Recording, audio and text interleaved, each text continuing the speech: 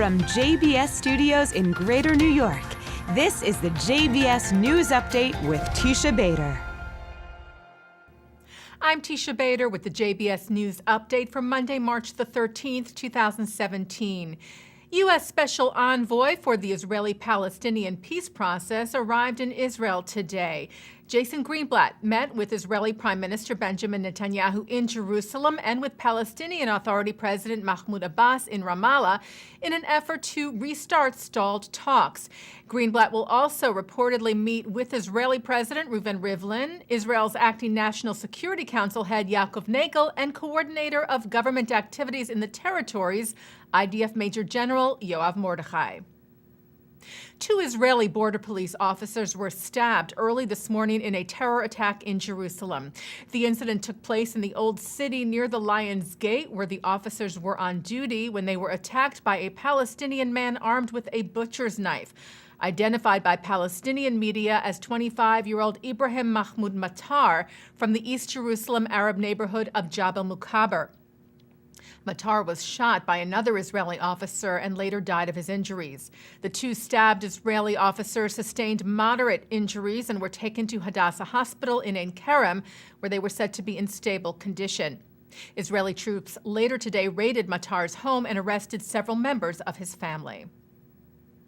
At least 7 Jewish institutions were targeted with bomb threats over the weekend. Jewish community centers in the U.S. and Canada received phoned-in and emailed bomb threats while hosting events for Purim on Sunday, including JCCs in Chicago, Indianapolis, Cleveland, Houston, Vancouver, British Columbia, Rochester, New York, which was the second threat against that JCC in less than a week, and in Milwaukee, Wisconsin, whose JCC was targeted for the 4th time in 6 weeks.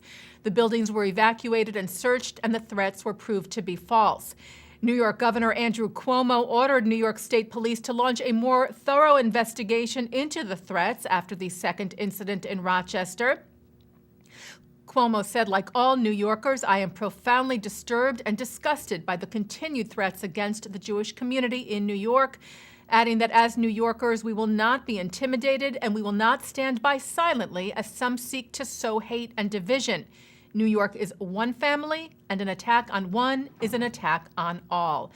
Meanwhile, a synagogue in Seattle, Washington, was defaced on Friday. The words "Holocaust is fake history" was found by an off-duty police officer spray-painted on the outside wall of Temple de Hirsch Sinai in the city. Washington State Governor Jay Inslee said it is the responsibility of each and every one of us to condemn any and all acts of hate and intolerance. The Associated Press reports that a suspected Nazi living in Minnesota has been confirmed as a former Nazi unit commander during the Holocaust. Polish prosecutor Robert Janicki said 98-year-old Michael Karkoc was 100% confirmed to have been a commander of a unit in the SS-led Ukrainian Self-Defense Legion, accused of burning villages and murdering civilians in Poland.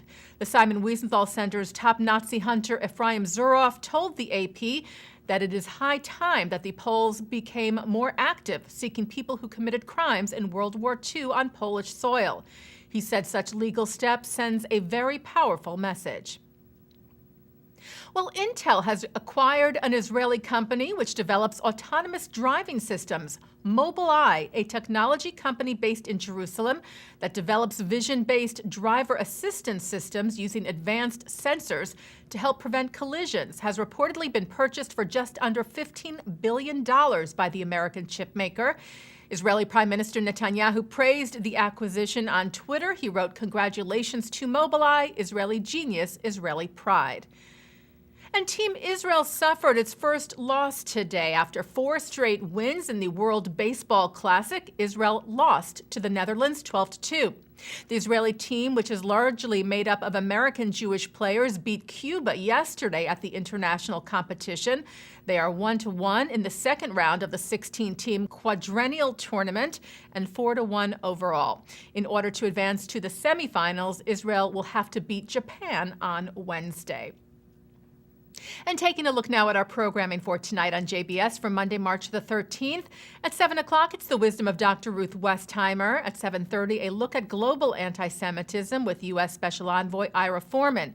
At 8, Shai Held of Machon Hadar, activist Yiska Smith, and Central Synagogue's Rabbi Stephanie Colin talk about the moral imperatives and responsibilities of Jewish people in America with Abigail Pogrebin from the Limud 2017 conference in New York. At 9, Mark Golub sits down with Dr. Charles Jacobs, who is president of Americans for Peace and Tolerance on L'Chaim, and at 10, the films of Mel Brooks are discussed by Professor Jeremy Dauber at the 92nd Street Y. And coming up right after this newscast tonight at 6:30, it's In the News with Mark Golub. And that's the JBS News Update for Monday, March the 13th, 2017. I'm Teisha Bader.